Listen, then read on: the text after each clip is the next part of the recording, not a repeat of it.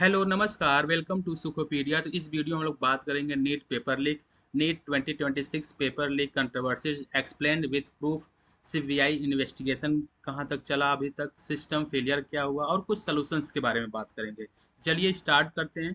23 लाख से ज़्यादा स्टूडेंट्स, सालों की प्रिपरेशन और फिर एक शॉकिंग न्यूज आता है, NEET UG 2026 exam cancel. Reason, paper leak allegation लगा, गैस पेपर स्कैंडल हुआ, व्हाट्सएप पे पेपर सर्कुलेट होने लगा और इसके बाद फिर होता है सीबीआई इन्वेस्टिगेशन।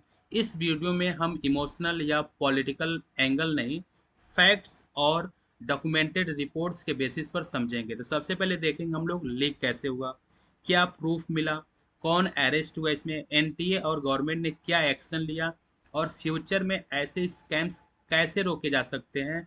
वीडियो एंड तक देखिए क्योंकि हम ऑफिशियल रिपोर्ट्स और मीडिया इन्वेस्टिगेशन के सपोर्ट के साथ पूरा केस डिकोड करेंगे।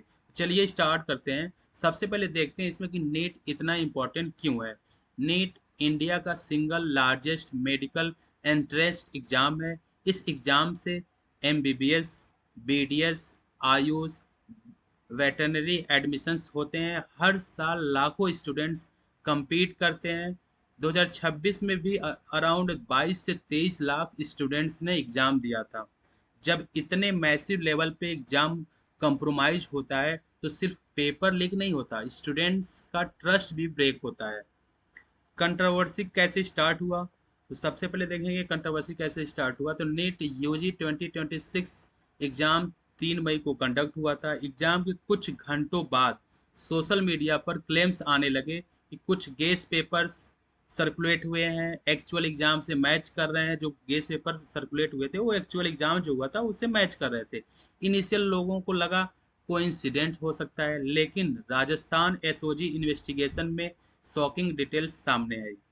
गेस पेपर मैच, रिपोर्ट्स के according 100 plus questions actual exam से मैच कर रहे थे। कुछ रिपोर्ट्स ने क्लेम किया कि ऑलमोस्ट 600 यानी 600 marks worth questions leaked material से मैच कर रहे थे। ये नॉर्मल प्रिडिक्शन नहीं लग रहा था।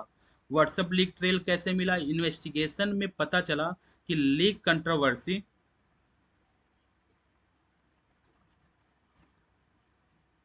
व्हाट्सएप पे पता चला कि लीक, इन्वेस्टिगेशन में पता चला कि लीक व्हाट्सएप फॉरवर्ड के थ्रू सर्कुलेट हुआ है। व्हाट्सएप मैसेजेस मेडिकल डायलॉग्स की रिपोर्ट के अकॉर्डिंग केरला के एक मेडिकल स्टूडेंट और उसके फादर के व्हाट्सएप चैट्स इन्वेस्टिगेशन का मेजर लीड बने वहाँ पे। जैसे केरला में एक मेडिकल स्टूडेंट था तो उसके पापा के और उसके जो चैट्स है तो उसी के आधार पर रिपोर्ट क्या आया था कि guess paper late night circulate हुआ था और एग्जाम के एक्चुअल क्वेश्चन उससे हैवली मैच कर गए थे। यह एक जो आरोप लगा लीक का, राजस्थान के सीकर कोचिंग सेंटर एक है, उस नेटवर्क कनेक्टेड बताया गया कि उस मतलब कोचिंग सेंटर से हर साल बच्चे नीट में सिलेक्ट हो रहे थे। मनी ट्रेल और माफिया एंगल क्या होता है यहाँ पे। अब कंट्रोवर्सी और सीरियस हो गई जब मनी ट्रांजैक्शन का एंगल सामने आया। 10 से 25 लाख डील हुई थी। इसमें जो प्रूफ इसमें आया है उसमें से इकोनॉमिक टाइम्स और टाइम्स ऑफ इंडिया रिपोर्ट्स के अकॉर्डिंग जो लीक पेपर हुआ था वो 10 से 25 लाख तक में बेचे गए थे। इन्वेस्टिगेटर्स ने इन पेपर लीक माफिया बोला। इन लोगों को कई स्टेट्स में नेटवर्क एक्टिव होने का इनको सस्पिशन है, जैसे राजस्थान, हरियाणा, महाराष्ट्र, दिल्ली, केरला।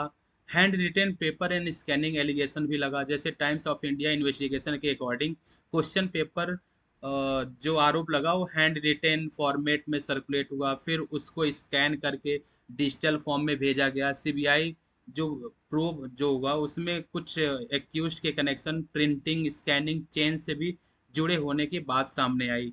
ये इंडिकेट करता है कि लीक रैंडम नहीं था, सिस्टम के अंदर से इनसाइडर इन्वॉल्वमेंट से ऐसा हो सकता है। अब इसमें अरेस्ट कौन कौन हुए, अरेस्ट एंड सीबीआई इन्वेस्टिगेशन जब स्टार्ट होता है तो जैसे जैसे प्रेशर बढ़ा गवर्नमेंट ने केस सीबीआई को ट्रांसफर कर दिया।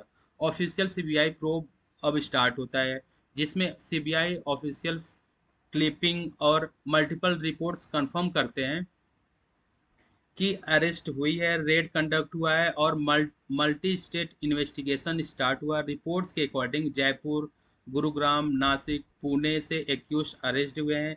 सीबीआई इनसाइडर रोल और पब्लिक सर्वेंट की इन्वॉल्वमेंट की भी इन्वेस्टिगेशन चल रही है, और जो कुछ अरेस्ट हुए हैं उसको, जो आज अरेस्ट हुए हैं उनका भी देख लेते हैं। NEET UG 2026 paper leak, CBI arrest two more accused, the arrest accused have been identified as Ayurveda practitioner Dhananjay Lokhande from Ahilyanagar. कुछ और अरेस्ट हैं, जैसे CBI apprehend professor PV Kulkarni who is suspected to be the source of the paper leak. तो इनको arrest किया गया है। महाराष्ट्र से जो 3 लोग अरेस्ट हुए हैं उसमें से शुभम खैरनार है जो एक medical student from Nashik, Dhananjay Lokhande एक आयुर्वेद प्रैक्टिशनर है फ्रॉम अहिल्यानगर, और एक मनीषा नाम से एक ब्यूटी सैलून ओनर है जो पुणे से अरेस्ट हुई है। राजस्थान और हरियाणा में जो अरेस्ट हुआ है उसमें से मंगी लाल विवाल, विकास विवाल एंड दिनेश विवाल फ्रॉम जयपुर, और उसके साथ साथ Yash Yadav from Gurugram.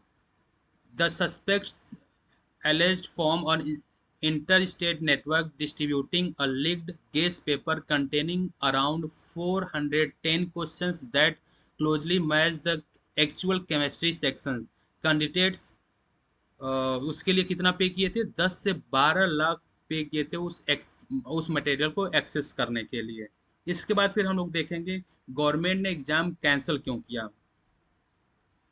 Initially authorities cautions ले रहे थे कि क्या करें क्या नहीं करें, लेकिन जब multiple matches, digital evidence, money trail और ऑर्गेनाइज्ड रैकेट एलिगेशन सामने आए, तब गवर्नमेंट ने नीट यूजी 2026 एग्जाम को कैंसिल कर दिया। अब ऑफिशियल कैंसिलेशन जो नोटिस है उसको भी देख सकते हैं आप लोग। तो ये हमारा ऑफिशियल नोटिस आया था।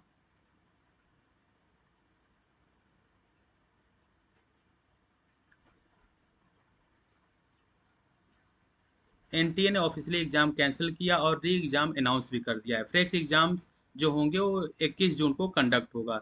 स्टूडेंट्स का रिएक्शन क्या है इसमें वो भी देख लेते हैं हम लोग। स्टूडेंट्स का एंगर ऑब्वियस था। कई स्टूडेंट्स ने कहा ऑनेस्ट प्रिपरेशन वेस्ट हो गई हमारी, मेंटल स्टेट्स एक्सट्रीम लेवल पर पहुंच गया है और ट्रस्ट कंप्लीटली डैमेज हो गया है। अब डैमेज होगा ही, जैसे मान लीजिए 2024 में भी ऐसे ही एलिगेशन लगे थे, वहाँ पे भी पेपर कैंसिल हुआ था, उसके बाद दोबारा एग्जाम हुआ था। अब 2025 में भी वही डर बना हुआ था, पेपर लीक हुआ था। 2026 में तो रिपोर्ट में भी सामने आ गया, सीबीआई इन्वेस्टिगेशन में भी आया, लोग अरेस्ट भी हुए। तो अब अगला 2027 में भी होगा, या जो अभी 21 जून को कंडक्ट होगा उसमें, तो उसकी क्या गारंटी है कि पेपर लीक होगा या नहीं होगा, क्योंकि चांसेस तो बने के रहेंगे कि पेपर अब भी लीक हो सकता है। तो दिल्ली में रिपोर्ट्स भी हुए हैं, कई स्टूडेंट्स ग्रुप ने NTA reform, supreme court monitoring और अकाउंटेबिलिटी की डिमांड की है। तो अब इसमें सबसे बड़ा क्वेश्चन ये रेज्ड होता है कि पेपर सिक्योर कैसे नहीं रहा, इंडिया के बिगेस्ट एग्जाम में सिक्योरिटी ब्रीच कैसे हुआ। दूसरा पॉइंट ये है कि इसमें इनसाइडर इन्वॉल्वमेंट कितना है। सीबीआई खुद इनसाइडर रोल इन्वेस्टिगेट कर रहा है कि कौन कौन जो इनसाइड जो पेपर बना रहे थे, प्रिपेयर कर रहे थे, और जो जहाँ पे प्रिंटिंग हो रही थी, कि कौन कौन इनसाइडर जो इसमें इन्वॉल्व था। कोचिंग माफिया भी है इसमें, क्या coaching mafia linked network involve है या नहीं, उसकी भी जांच चली, जैसे सीकर वाले कोचिंग की बात आई थी सामने। NTA accountability, repeated exams controversies के बाद एनटीए की जो क्रेडिबिलिटी है क्वेश्चन हो रही है, लोग क्वेश्चंस कर रहे हैं उसमें। अब इसमें सोल्यूशन क्या हो सकता है, बेटरमेंट क्या हो सकता है, तो हम लोग अब यहाँ से ट्रांजिशन ले सकते हैं कि अभी जो ऑफलाइन एग्जाम्स हो रहा है पेन पेपर वाला, अब उसको हम लोग कंप्यूटर बेस्ड एग्जाम करा सकते हैं। That means computer based NEET exam. Education minister ने अनाउंस भी कर दिया है कि जो नेक्स्ट ईयर का जो पेपर होगा वो कंप्यूटर बेस्ड हो सकता है। ये बिगेस्ट रिफॉर्म हो सकता है। एंड टू एंड इंक्रिप्शन होगा, क्वेश्चन पेपर एग्जाम स्टार्ट होने से कुछ मिनट्स पहले ही डिक्रिप्ट हो। एआई सर्विलेंस हो, थर्ड पॉइंट जो है एआई सर्विलेंस, यानी AI camera suspicious activity detect करे। Fourth one biometric plus live face verification हो, डमी कैंडिडेट और सॉल्वर गेम्स को रोकने के लिए बायोमेट्रिक लाइव फेस वेरिफिकेशन होना चाहिए।